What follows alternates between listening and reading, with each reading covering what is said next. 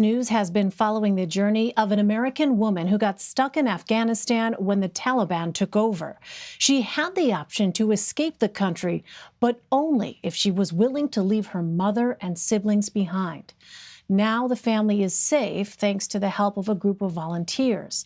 CBS News senior investigative correspondent Catherine Herridge spoke with that woman on the condition we protect her identity. This is my passport. I don't know if you can see it. When we first met this American mother, we agreed to call her Angela and disguise her voice for security reasons. We are trapped in Afghanistan. We have been here more than 3.5 months. She told us she was visiting family when the Taliban took over Afghanistan, forcing her and her U.S.-born child into hiding. As desperation swelled outside the Kabul airport in late August, as the last U.S. military flights left, Angela fought for more than a day to get through the gates until a suicide bomber attacked the crowd. We have no way out. We don't know what to do. Angela might not have that much time. Her family might not have that much time. Army veteran Brian Kinsella first heard about Angela in August while volunteering at this temporary evacuation effort based out of a Washington, D.C. hotel. Since, Kinsella has kept in nearly daily contact. To hear her family and their kids screaming in the background, it actually gives me strength to try to figure out a way to get Angela out, to get her family out, and use that as a framework to get many more people out.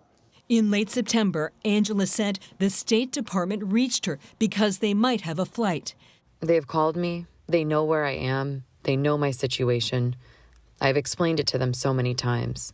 But Angela said the State Department told her they could not help her mother or her siblings get on the flight because they aren't American citizens. Put yourself in her shoes. And how easy is it to just say, I'm willing to leave because we have a blue passport and you don't?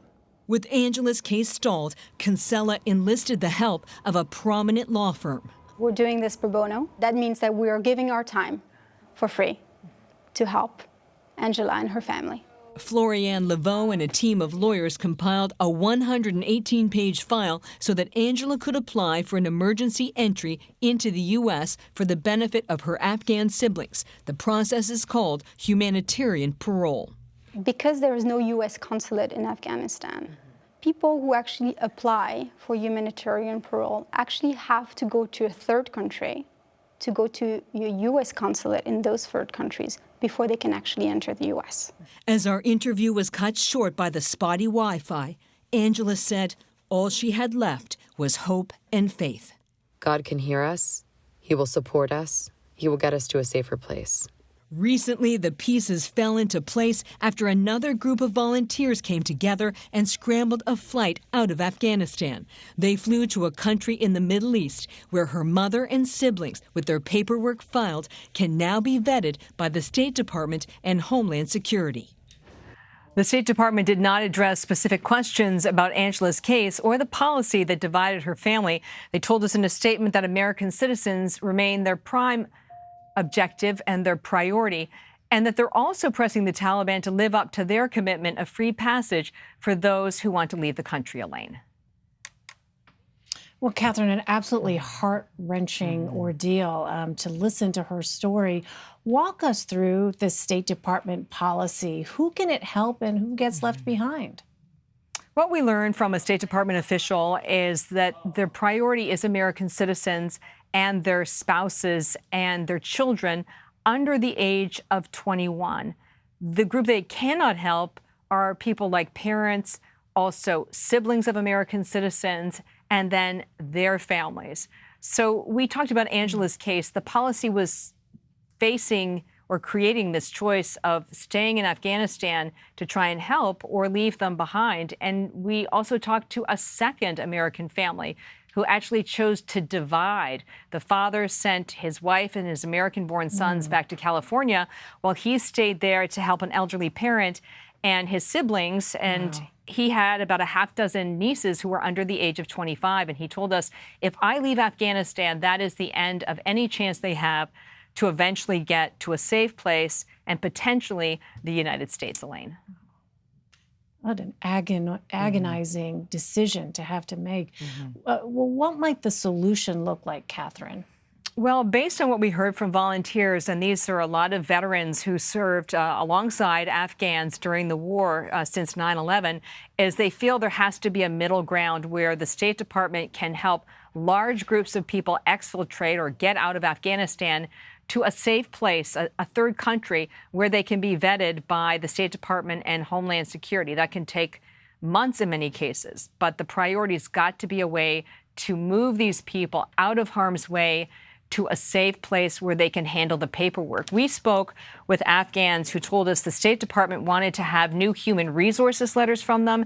And these are people who have no access to reliable internet. They do not have printers. They do not have scanners.